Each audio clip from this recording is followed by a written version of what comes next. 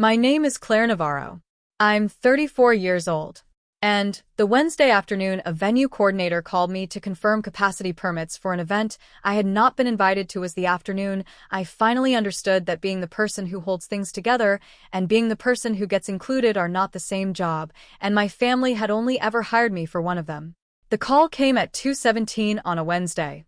Her name was Simone Archer, and she was the event coordinator at Rancho del Valle, the vineyard my grandmother had owned for 31 years before she passed it to our family in her estate, and which I had been operating under a 7-year commercial lease since the spring of 2020. She called because the event my brother had booked required capacity permits for outdoor gatherings over 35 people, and the permit application required the signature of the lessee of record. She assumed I knew about the event.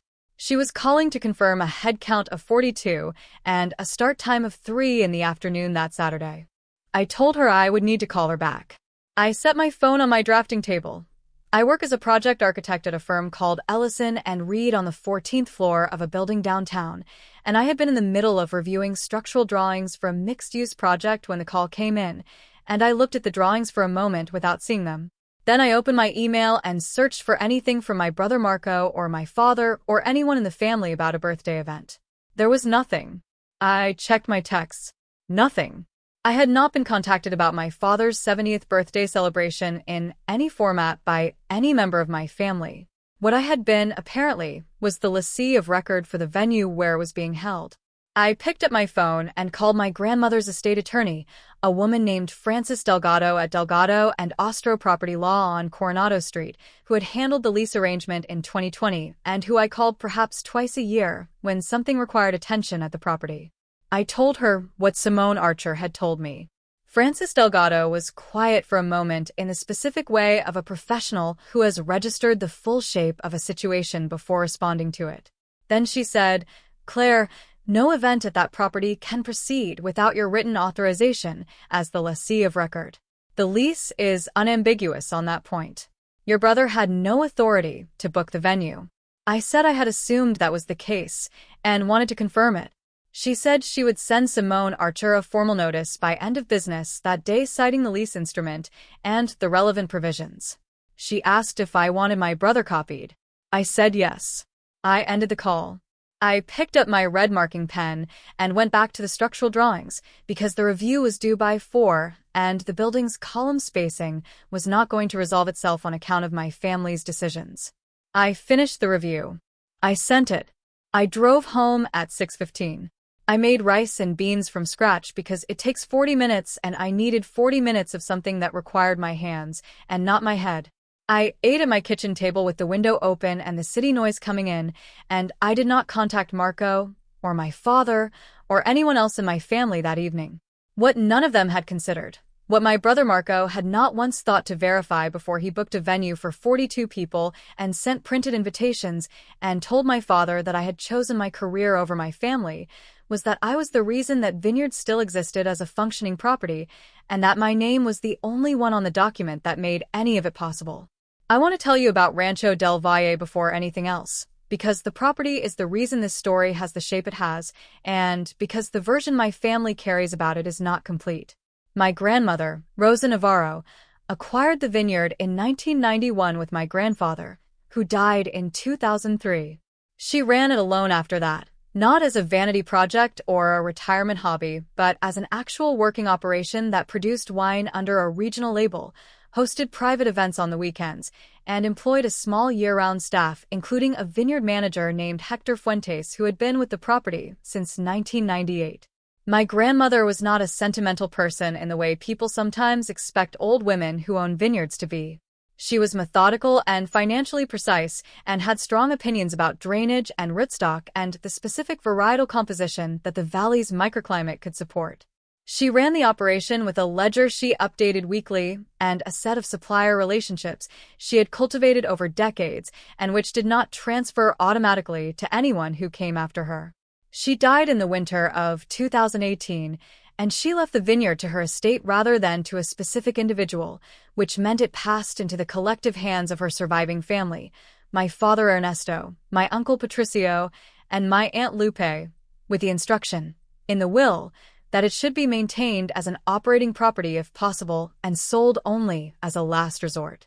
The three of them spent approximately 18 months being unable to agree on anything about the property, which is what happens when you give a working business to three people who have no particular expertise in running it and different ideas about what it is worth and to whom. My uncle Patricio wanted to sell immediately and distribute the proceeds. My Aunt Lupe wanted to lease it to a hospitality group that had made an inquiry. My father wanted to keep it in the family, but had no clear plan for how.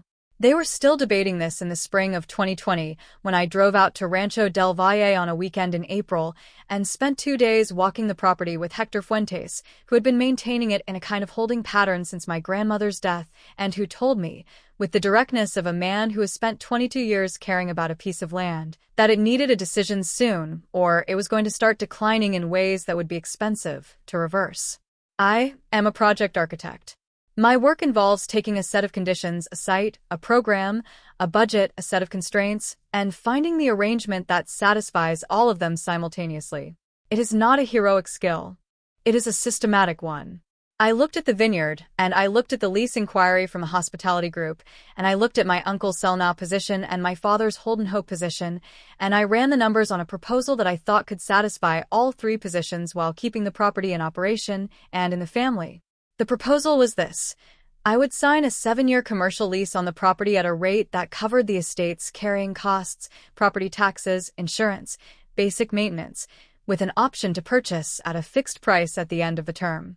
I would take on operational responsibility, work with Hector to maintain and grow the event business, and use the property's established regional relationships to keep the label alive. The lease payment would be split among my father, uncle, and aunt in proportion to their ownership stakes. The option price was set at a figure that gave the estate fair value without pricing me out of the eventual purchase. My uncle Patricio could take his quarterly distributions and not be involved. My Aunt Lupe could feel the property was being professionally managed. My father could tell people the Vineyard was still in the family. I got a 7-year operating lease on a property I intended to eventually own, at a price that reflected what it was actually worth in 2020 rather than what someone hoped it might be worth to a hospitality group that had not returned calls since the initial inquiry. Francis Delgado drafted the lease. All three parties signed. The document was executed in May of 2020 and filed with the county recorder's office. My name, Claire Marie Navarro, was the sole lessee of record. I paid the annual lease amount in quarterly installments. I had not missed a payment. I had, in 4 years, overseen $47,300 in property improvements, a new irrigation system in the North Vineyard block, a repaired tasting room roof, updated electrical in the event barn, all documented, all receipted, all added to the property file I maintained with the same weekly discipline my grandmother had applied to her ledger. My father knew I had signed the lease. My uncle Patricio and Aunt Lupe knew. What my brother Marco apparently did not know, or had not thought to consider, was what a commercial lease meant in practical terms. Marco is 38. He is 4 years older than me and occupies, in our family, the position that oldest sons occupy in families shaped by the particular combination of immigrant work ethic and generational pride that produced my father's household, the one who carries the name forward, the one whose choices are protected, the one for whom family loyalty is assumed rather than tested. He is not a cruel person. He is a person who has spent 38 years having his place in the family treated as self-evident, which produces a specific kind of blindness to the people whose place is not self-evident and who have been doing the work of establishing it regardless. He moved back to our home city 3 years ago after a decade in another state, and his return had been received by my father as a restoration of something that had been missing. My father is a man who expresses love through presence, and Marco's decade away had been a form of prolonged absence that my father had absorbed without complaint and celebrated the reversal of with visible relief. This recalibration of Marco's centrality in the family had occurred gradually and mostly without anyone naming it directly, which is how these things usually happen. I had been in the city the entire time. I had been at the Vineyard most weekends for 4 years. I had been to every family dinner my father hosted, had driven my parents to medical appointments. My father's cardiologist, Dr. Renata Ibarra at Westside Cardiovascular, 3 times in the past 2 years, and had been the person my mother called when something needed managing, and she was not sure how to manage it. None of this had produced the particular quality of welcome that Marco's return had generated, because none of it had required returning from anywhere. Presence, in my family's accounting, was most visible when it was restored, not when it had been continuous. The birthday party, as I pieced it together after the fact, had been Marco's idea. My father's 70th was the kind of milestone that called for a gesture, and Marco had decided the gesture should be a private event at the Vineyard, which he thought of as the family vineyard in the general sense, without having thought carefully about what that meant in the specific and legal sense. He had contacted Simone Archer directly, represented himself as family, described the property as a family holding, and booked the date. He had sent invitations to 42 people, including extended family, my father's colleagues, neighbors, and friends. He had designed the invitation himself. My name did not appear on it. He told my father, at some point during the planning, that I had not been invited because I had chosen my career over the family and should stay in the city. My father, who wanted his son's party to go smoothly and who had not been told anything about the lease's implications, had accepted this framing without pressing it. My mother had not been told. I was excluded. She found out the same way I did, after the fact, from someone who assumed she already knew. Francis Delgado's notice arrived in Simone Archer's email inbox at 4:43 on Wednesday afternoon. It was 4 paragraphs. It cited the lease instrument by filing number, the date of execution, the name of the sole lessee of record, and the relevant clause requiring written lessee authorization for any commercial event booking. It stated, plainly, that no such authorization had been given for the Saturday event, and that the booking could not proceed as scheduled. It was copied to Marco's email address, which Simone Archer had on file from his booking correspondence. Simone Archer called Marco at 4:51. I know this because Marco called my father at 5:02, and my father called me at 5:24, which was the first contact I had received from any member of my family since the previous Sunday's dinner, at which no one had mentioned the birthday party. My father said, "Claire, what is this letter?" I said, "It's from my attorney. It's about the lease." He said, "I know it's about the lease. Why did you send it?" I said, "Because someone booked the venue without my authorization. The lease requires my written consent for commercial events. I didn't give it." He said, "It's your brother's party. For my birthday." I said, "I know. I wasn't told about it." There was a pause. The kind where a person is assembling information that is arriving in a different order than they expected. He said, "Marco said you were invited." I said, "I wasn't. I found out when the venue coordinator called me to confirm permits." Another pause. Longer. He said, "That's not. He told me you said you were too busy." I said, "I didn't say I was too busy. I didn't say anything because no one contacted me." My father went quiet in a way that was different from the first pause, not assembling, but arriving somewhere. I waited. Through the phone, I could hear the specific background sound of his kitchen at that hour, the fan above the stove that has made the same low hum for as long as I can remember. He said, "I didn't know you weren't included." I said, "I know you didn't." He said, "What do you want to do?" I said, "I want to talk to Marco before I make any decision about the event." He said he would make that happen. Marco called me the following morning at 8:15. He had slept on it, which meant he had had time to arrive at a position, and the position he arrived at was one I recognized, the position of someone who has been caught in something and decided the best available move is to treat the catching as a misunderstanding. He said, "Claire, I think there's been a communication issue." I said, "What do you think wasn't communicated?" He said, "I thought the vineyard was a family property." I said, "It is a family property. I lease it from the family estate. My name is on the commercial lease as the sole lessee, which means I have operational authority over the property and over what events are booked there. That's been true since May of 2020. He said, "I didn't know that."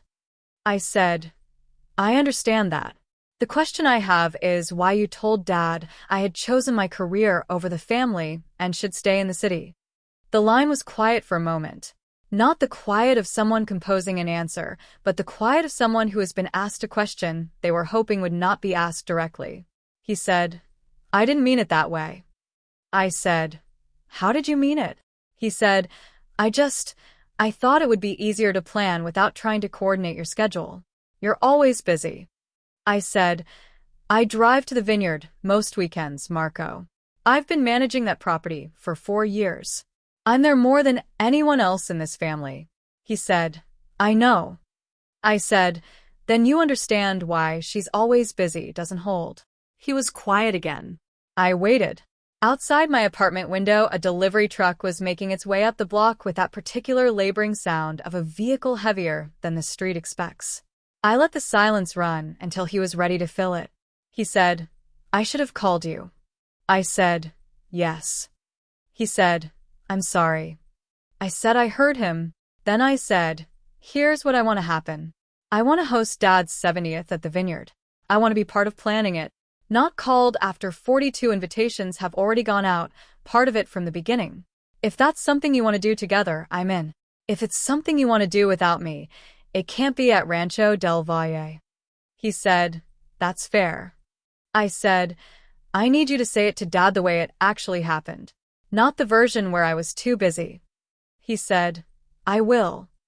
I said I would call Simone Archer and hold the date pending confirmation that we were moving forward together. He said that sounded right. We were on the phone for 26 minutes. The second half of the call was spent discussing what my father would actually want for his 70th, what food, what music, who from the old neighborhood should be invited, whether my father's oldest friend, a man named Julio Restrepo who had known my father since they were 17, could make the drive from across the state. It was the most useful conversation Marco and I had had in several years, which I noted quietly and did not say out loud. I called Simone Archer at 9:40 and told her the event was being rescheduled by 3 weeks to give us time to plan it properly. She said that was fine and that she had a Saturday available in the new window. I took it.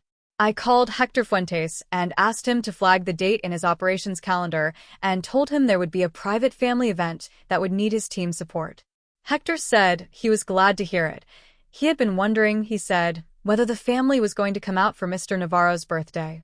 I said yes. He said good. Over the following 3 weeks, Marco and I planned the event together.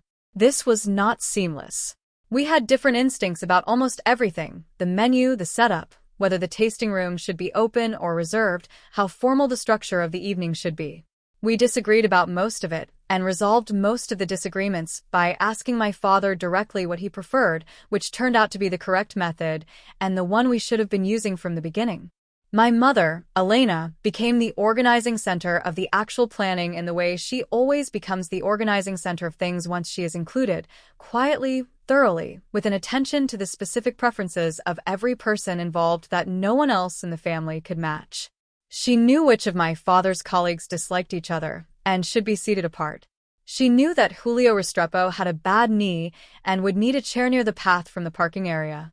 She knew my father would want the evening to end by 9 because he tired easily now in ways he would not acknowledge. She had not been asked for any of this on the first plan. On the second plan, she was the reason it worked. My father's 70th birthday party was held on a Saturday evening in late October, when the vineyard was in the specific state that October brings to that valley, the harvest done, the vines beginning to turn, the light at that hour low and golden in the way that makes everything it touches look like it has been there long enough to earn its place. 41 people came. Julio Restrepo made the drive. Hector Fuentes gave a toast that made my father put his hand over his mouth and look away for a moment at the vines, which was the closest my father has ever come, in my memory, to being visibly moved in front of a room. My grandmother's wine was poured. The evening ended at 8:50. I stood at the edge of the event barn at one point during the dinner, holding a glass I hadn't drunk from, and looked at the room, at my father laughing at something Julio had said, at my mother making sure the woman next to her had enough food, at Marco carrying extra chairs from the back without being asked. I thought about my grandmother's ledger and the rootstock decisions and the drainage, and the 41 years of discipline that had produced a piece of land capable of holding a moment like this one. I thought about the quarterly lease payments and the irrigation system and the tasting room roof and the $47,300 in receipted improvements and the county recorder filing from May of 2020. I thought about how none of that was visible in the room, how it was supposed to not be visible. That was what it meant to hold something, not to display it, but to keep it functioning so that the moments that mattered could happen inside it. My father found me at the edge of the barn later in the evening. He put his arm around my shoulder the way he has done since I was a child, and he stood there with me looking at the room for a moment without saying anything. Then he said, "Your grandmother would have liked this." I said, "I thought so too." He said, "She always said you were the one who understood what the place actually was." I said, "I tried to." He said, "You did more than try." He squeezed my shoulder once and went back to his guests. That was the whole of it. That was enough. In the weeks after the party, things between Marco and me settled into something that I would describe as honest rather than warm, which is, I have come to believe, the more durable of the two. We had a shared reference point now, the planning process and everything it had required us to say to each other, and that reference point changed the texture of how we talked. Not resolved, not erased, but recalibrated in a way that had some accuracy in it.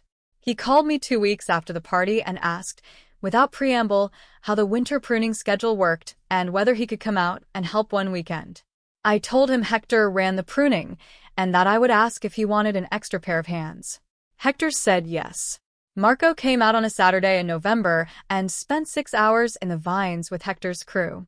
He called me that evening and said he hadn't understood, before that day, what the work actually was. I said most people don't until they do it. He said he was sorry it had taken him this long to show up. I said I was glad he had.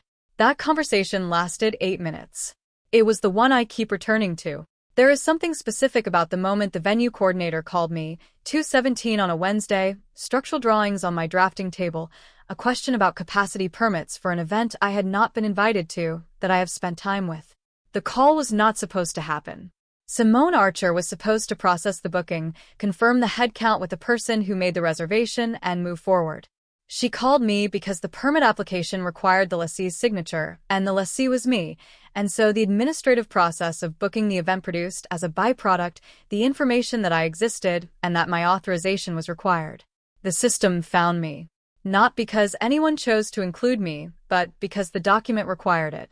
This is what I have come to understand about the years I spent working on the vineyard without announcement, paying the lease, overseeing the repairs, maintaining the relationship with Hector and with the regional distributors and with the event clients who booked Saturdays and the couples who had their weddings there. The work was its own record. Not a record I kept for the purpose of being credited. I kept it because that is how you manage a property responsibly, but a record nonetheless. The lease was filed. The improvements were receipted. The permit applications had my name on them. The administrative system of the property knew who was responsible for it, even when the people in my family had decided, without consulting the administrative system, that the answer was someone else. You cannot erase what has already been structured.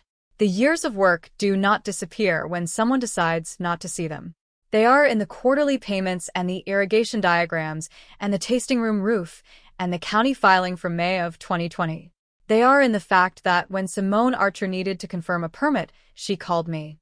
The work you do in the years when no one is watching becomes the record that speaks, when it matters. You do not have to defend it. You do not have to announce it. You keep the property functional, you file the documents, you maintain the relationship with the man who has been caring for the vines since 1998, and you trust that the structure you have built will be legible when it needs to be. It will be.